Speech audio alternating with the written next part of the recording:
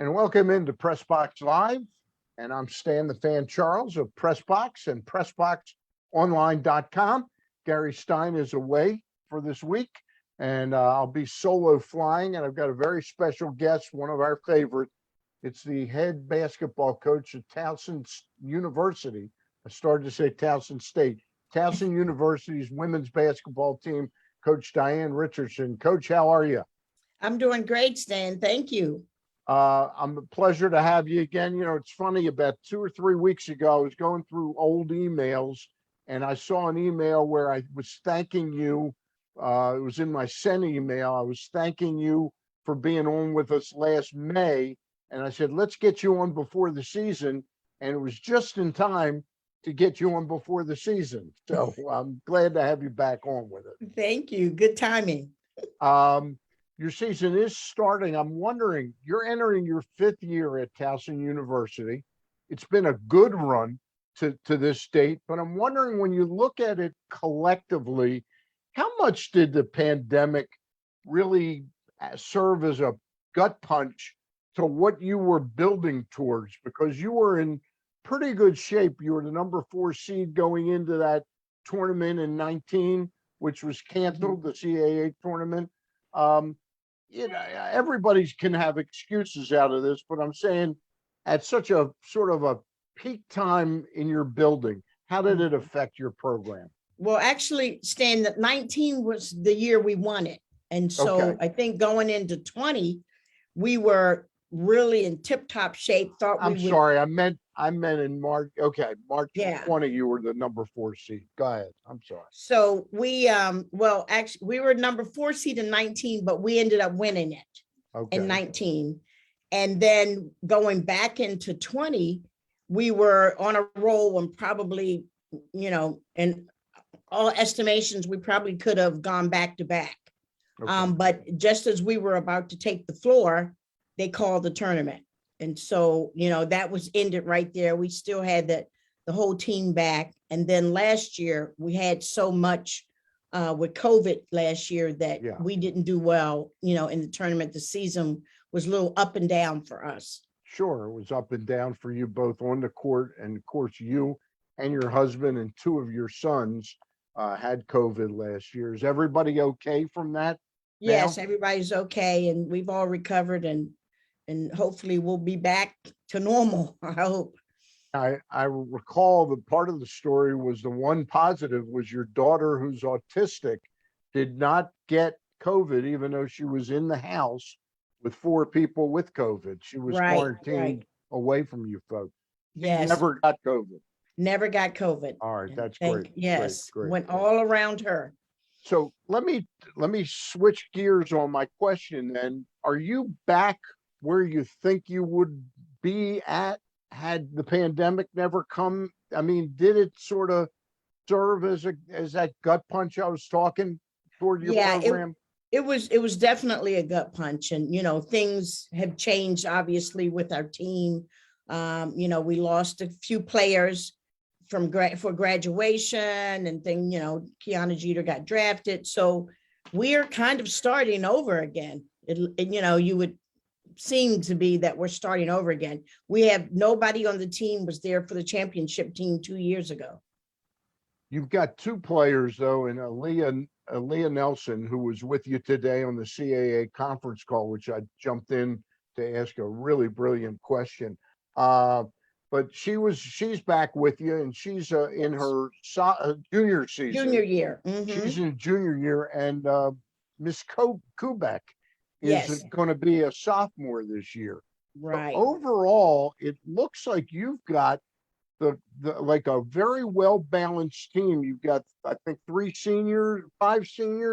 Three No, seniors. it's 5 juniors, 3 Yes, 3 seniors, seniors. 5 juniors, three 4 freshmen, and some sophomores. So 4 you've got a freshmen and a good couple mix of sophomores. people. Yeah, across the board, it's a good mix. Tell me about, also, I asked you in full disclosure, I wasn't sure if you signed any transfer players because of whether the portal affected women's basketball. But today I stayed on with Coach Swanson on the William and Mary program, and I heard he took a couple transfer players. Tell us Mhm. about the couple transfer players you got and how they might impact this year's team. Yeah, we do have some transfers. We have Anissa Rivera, who was the defensive player of the year in her conference at North Carolina Central. She Okay. is a local player.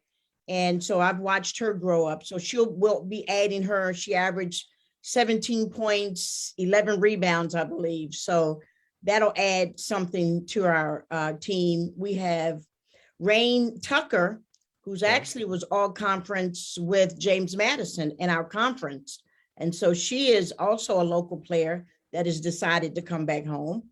Yeah, So it was like yeah. Coach Swanson said today to the player he had on. I forgot who he had on. Uh-huh. The guard, it was with him. It was she made a mistake the first time, but she decided to come back to it. Right, right. As you know, that's probably what 9/10 of the people in the portal, that's what happened, made a mistake. Now And then, you're yeah. go ahead. I'm sorry to interrupt Yeah, you just, again. Go ahead. just came back home. And so we have another East Carolina transfer, Ryan Evans, who's also a local player who Right. played AAU with the Leah Nelson for, they grew up playing together. So she's a local player. She's here with us. And then one other, Jamie Napoleon, was from Central Connecticut State. And so they round out our transfers. And I forgot one more. Kylie Cornegay Lucas, who transferred Okay. in mid-year last year, so she had to sit out. And she's from UVA, from Virginia. Now, these players, the two that William and Mary got are graduate, they're playing their fifth year as transfers. How about your transfers? Are they much younger and could be with you for 3 years or so? Yeah, they're 2, 3 younger. years? So we don't have any grad transfers. Most of them are juniors. Yeah, all of them are juniors. All of the transfers except for Kylie Cornegay Lucas, and she's a sophomore. All right. So when you look at your team, describe what you like about your team right now, Coach. The best thing, Stan, about this team is they really play for each other. The chemistry is probably the best I've seen in a long, long time. They really get along with each other on the court and off the court, and they've got this common goal to win. Well, you've got your first game a week from last night. It's next Tuesday the 9th. It is at CQ Arena. You're going to play Frostburg State at 7 p.m. Then on Tuesday the 23rd, you play Millersville University, also at 7 o'clock at Mhm. CQ Arena. But in between, you've got, I guess, a little tournament on a Friday, Saturday, Sunday, Monday. You don't play on Saturday, but the tournament looks like on Friday the 12th at 4:30, you're going to play the University of Florida. Although they're not in the top 25, they've got to have some talent. Then Yes, on the 14th at 4:30, that's the Sunday, you play Wofford. And then if that's not tough enough, on Monday the 15th at 7 p.m., you play NC State at their home arena, and they're number 5 in the country. correct. So we've got a pretty tough schedule. Do you feel after that early in the season, after that third game there down at Reynolds Coliseum, and that is the old Reynolds Coliseum, right? They now call it the Yes. James T. Valvano Court Yes. Auditorium at Mhm. Reynolds Coliseum. Do you think you'll have a good measuring stick after those 3 games, Florida, Wofford, and a top 5 opponent, as to how good your team is? Well, that is definitely a test. We start again with Frostburg, but then go into, the battle with 3 top teams, very tough teams, and we will be tested, and it will give us a barometer of what we can look forward to for the rest of the season, and then more importantly, in our conference. How tough is the conference, and who are a couple of the schools that are really you eye as the dangerous teams there? Yeah, well, the CAA is a tough conference from top to bottom. And this year, Drexel, who was last year's tournament champion, and Delaware, who's the regular season champion, are both sitting atop the conference. And, they're going to be tough. they both return everybody from last year, so they're going to be tough. Obviously our rival James Madison down the road. And we've got a tough schedule, but we're going to be ready to play. You've been the coach for 4 seasons. You're entering your 5th year. You're one of your top players, and it was Kiana Jeter, was drafted, first Towson player ever drafted in the WNBA draft. How much does she sort of mean historically to what you're trying to build there now, where attracting such a good player like her got the word out, so to speak, that Coach Rich is somebody good to play for? Yeah, and that's also been helpful for us as a team. She was a dynamic player and chose Towson, and chose Towson over some, Power 5 schools, based on, she said she came to campus, she liked the coaching staff, she liked what we had to offer, and she committed on her visit. And, that's been great for us. People see that, and people saw a player like her and a player like Nakaya Mayo, who was here when I got here. And I said, Nakaya, you're going to be pretty good. We're going to make sure of that. And now she's playing in one of the top leagues in Paris, France right now.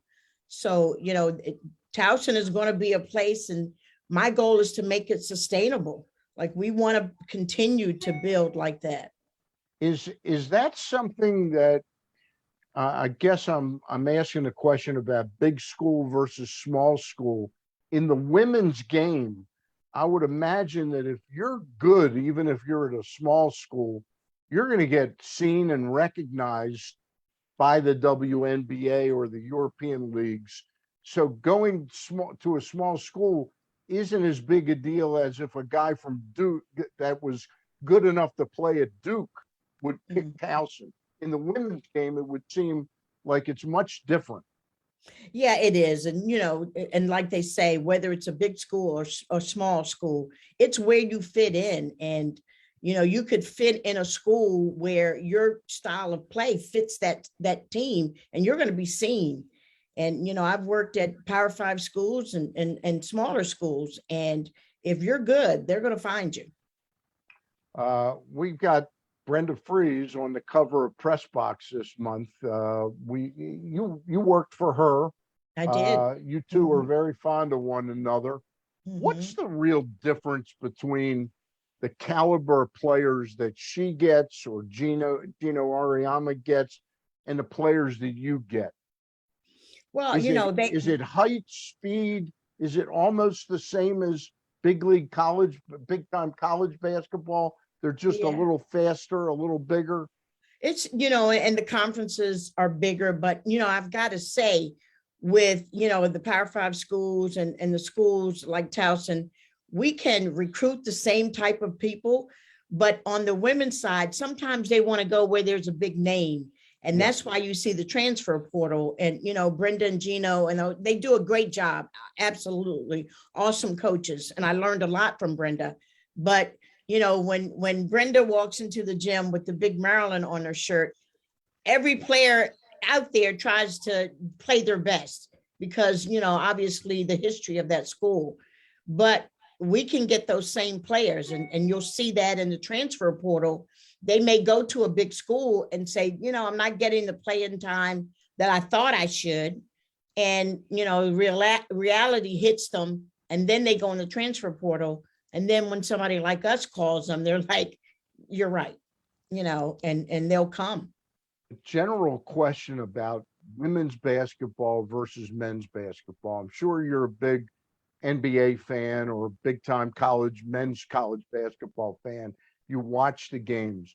Do you think the players on the men's side are so good that it's almost like the beauty of the game of basketball is much better appreciated by the coaches and the players and the fans on the women's side now, that the athletes are just too good for basketball? Yeah, well, we all grew up watching basketball and watching the play and, the skill. And now that everybody's, dunking and there's no defense, you know, that's It's just dunking and 3-point shots. dunking That's and all. 3-pointers. Yes, Yeah. there's, you know, the scores are over 100 because nobody's playing defense. And that brings an appreciation back to the women's game because we're playing old school basketball where you have to run sets and you have to defend and all that. So Yeah, we've got some people coming over to our side. I think it's growing. I think that's what's behind the growth of women's basketball now, is Mhm. that it has an attractiveness to the game itself that's lost. Look, I grew up, I'm older than you, coach. I know that. Uh, but when a player like Bobby Dandridge or Chet Walker, those guys that could shoot, they would work their way in to shoot good 2-point shots. That's Right. gone. That's kind of gone from the game today. Yeah, it has. And you're absolutely right. There's two levels in the men's game. It's dunking and 3-pointers. And, you know, every guy on the street thinks that that's the way you play basketball, Yeah. but that's not it. Yeah, well, this guy could never dunk. I never could quite get up high enough. I wanted to touch on you. One of the other aspects of the COVID, the pandemic, was that last year you had to play a season without fans. How much are you appreciating the fact that you're going to get fans back this year? And how much are your players appreciating that? It's going to make, I think it'll make a really big difference. And, you know, it may not show on the stat sheet, but it will on their faces. Last year with no fans, we had to kind of be the sixth man ourselves. And, you know, that's hard to sustain during a game when you're trying to pay attention to the game as well. But the other thing is they'll get to have their family in the stands, which is awesome, you know, for them to be able to see their family and have people cheer for them. Yeah. How important would it be to really turn CQ into a rocking arena for the women's game? And what would that look like? Would that be 3,000 fans a game, 2,500? What would really make a difference to the environment at CQ Arena for you? We would definitely, you know, love to fill the stadium. We typically have a STEM day game every year for the elementary school students, and we get over 3,000 students there. That's great. And that Yeah. place is rocking. To be able to have that kind of fan base every game would be just phenomenal. We're trying to work on it. I know it's something that takes time. And look, the men's game at Towson, they're still trying to work on it too. You know, and I get around to a bunch of these games, or I did before the pandemic. Your relationship with Coach Tim Leonard, has he been a good friend to the program, a mentor for you? Yeah, he's, you know, he's made a lot of things available for us and, you know, treated our program like a tier 1 sport.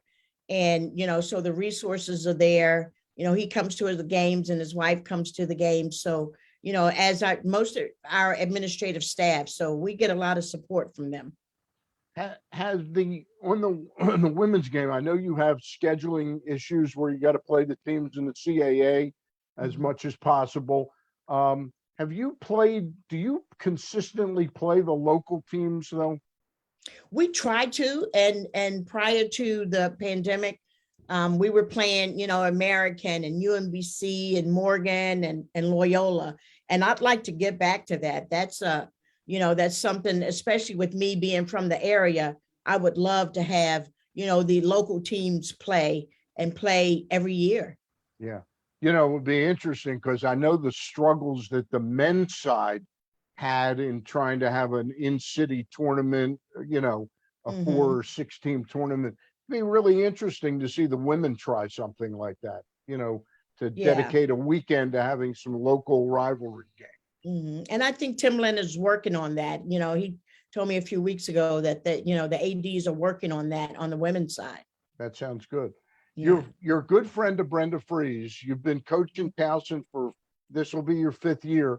Have you played her yet? And is We there did. any, you did play? We played her last year Okay. during the pandemic. And you played down there? Yes, we played at I forgot what it's called now. I'm sorry. Xfinity. Xfinity. Xfinity Center. Yes. I forget them. They change so often. They now. change, yeah. I forget them. Yeah. Would you like to play her on a yearly basis? Was that game scheduled because of the fallout of the pandemic, and she Yeah, it needed a was. game and you needed a game. Right. Could it lead to discussions to play a yearly or every other game between the two It of you? it it could be, Stan, Yeah. that is definitely a team that sets the barometer for us for the year. They're always really, really good. And we had a good half against them.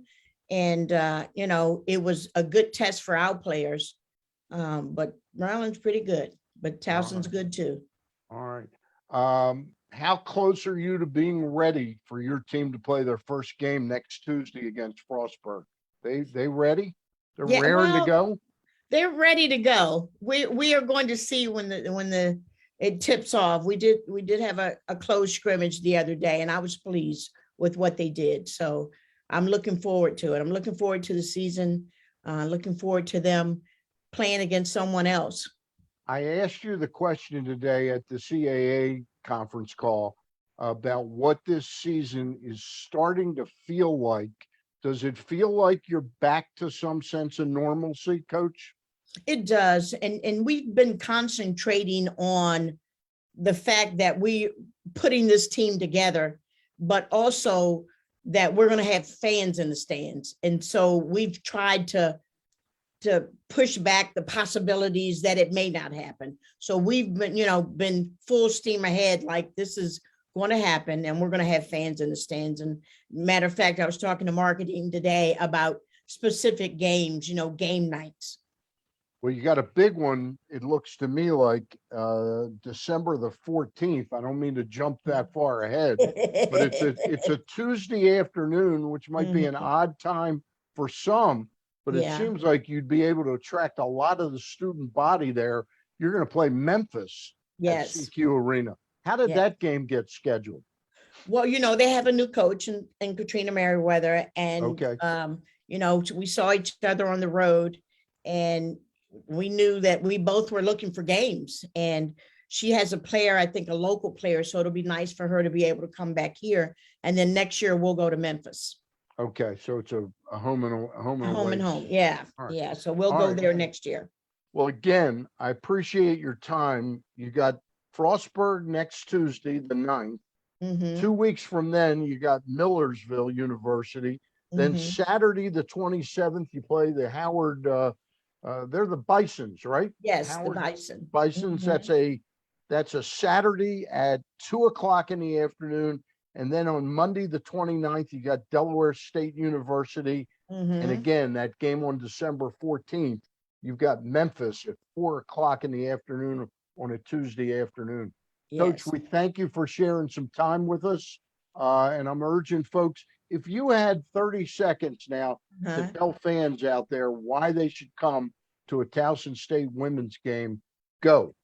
Well, we are going to be exciting. Last year, we led the country in transition points. And so statistically, we're the fastest team in the country. I think we are even faster this year. We've got depth. And so it's going to be really, really exciting. We've got an up-tempo style basketball style, and it's going to be great for the fans. We welcome fans, we welcome kids, we welcome everybody to come and cheer for Towson Tigers. I can tell you one thing. It reminds me of what you remember Pat Kennedy, who used to coach the Towson State Tigers on the Mhm. men's side. We used to do a preseason luncheon, and he'd Mhm. always say, he goes, my team, I got to tell you about my team. We don't dribble that well. We don't pass that well. We don't shoot that well. We don't rebound, but we're going to be one of the best coach teams in the conference.